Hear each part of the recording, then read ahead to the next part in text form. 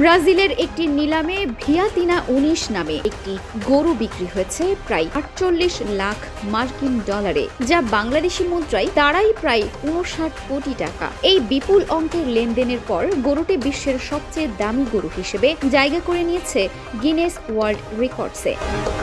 2023 সালের ব্রাজিলের Sao Paulo শহরের আরন্দুতে 1101 কেজি ওজনের গরুটি নিলামে তোলা হয়েছিল। এর আংশিক মালিকানা 14,40,000 মার্কিন ডলারে বিক্রি হওয়ার পর গরুটির মোট বাজার মূল্য রেকর্ড 43,80,000 ডলারে গিয়ে পৌঁছায়। চোখ কপালে তুলে দেয়া দামের পেছনে রয়েছে নেলোর প্রজাতির গরুর জিনগত উপাদানের সম্ভাবনা। দামই বলে দিচ্ছে এই জাতটির কত উন্নত গুণমানের।